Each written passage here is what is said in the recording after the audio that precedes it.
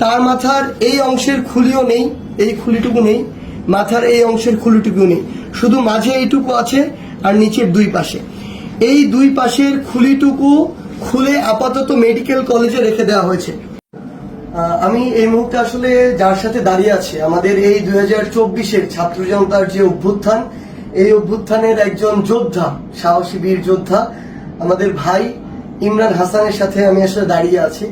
আসলে এই অভ্যুত্থান যে কিভাবে অর্জিত হয়েছে, আমরা খুব মন ভোলা মানুষ, আমরা খুব দ্রুত ভুলে যাই। আসলে আমার এই ছোট্ট ভাই ইমরান হাসান, হয়তো তার বয়স আসলে এখনো 10-এর ঘরে হবে অ্যারাউন্ড, সেই জায়গা থেকে 5ই অগাস্ট যখন খুনি শেখ হাসিনা এই দেশ ছেড়ে পালিয়েছিল 12টা 1টার দিকেই, এই আমার ভাই ইমরান হাসানকে সাভারের বাইপাইলে 3:30 থেকে 4টার দিকে তার মাথায় গুলি করা হয়। এবং তার আপনারা যদি দেখেন যে তার মাথার দুই পাশে এটি রয়েছে হসপিটালে। এবং আমার এই যোদ্ধা ভাই আজকে এসেছে জুলাই শহীদ স্মৃতি ফাউন্ডেশনে।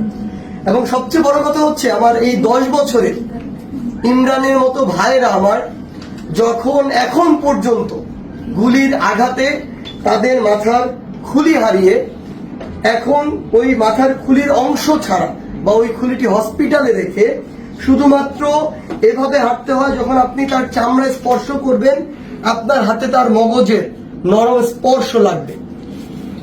এমন আহত যোদ্ধা ভাইরা যখন আমার এখনো কাতরাচ্ছে, এখনো যখন তাদের মাথায় ওই খুলির অংশটুকু স্থাপিত করা হয়নি, তখন এই রক্তের সামনে, এই লাশের সামনে, এই হাজার হাজার শহীদের সামনে আমার এই বাংলাদেশে আবার ওই খুনি শেখ হাসিনা এবং তার দোসরদেরকে নানাভাবে পুনর্বাসিত করা হচ্ছে।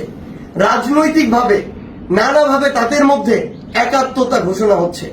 আমি শুধু আপনাদেরকে একটি জিনিসই বলতে চাই, আপনাদের মধ্যে যদি ন্যূনতম বিবেকবোধ থাকে, তাহলে আমার ভাই ইমরানের এই চেহারাটা চোখের সামনে রেখে আজকের পর থেকে ওই খুনিদের সাথে আপনারা কখনো হাত মেলাতে যাবেন না। যদি ন্যূনতম আপনাদের মধ্যে ব্যক্তিত্ব বোধ থাকে, তাহলে এই 10 বছরের ইমরানের চেহারাটিকে সামনে রেখে কোনোদিনও ওই খুনির যে দোসররা ছিল তাদেরকে পুনর্বাসিত করার জন্য, নিজের দলে টানার জন্য, তাদেরকে নিয়ে একসাথে চলার জন্য আপনাদের যে নোংরা কার্যক্রমগুলো সেগুলো করবেন না। যদি আপনারা সেগুলো করেন, তাহলে 24-এর ছাত্র জনতার অভ্যুত্থানের যে স্পিরিট, এই স্পিরিটকে আপনারা অপমানিত করবেন। আর এই বাংলাদেশে কেউ কোনোদিন কোনো ফ্যাসিস্টের বিপক্ষে দাঁড়ানোর যে সাহস, সেটি আর কোনোদিন করবে না। ধন্যবাদ।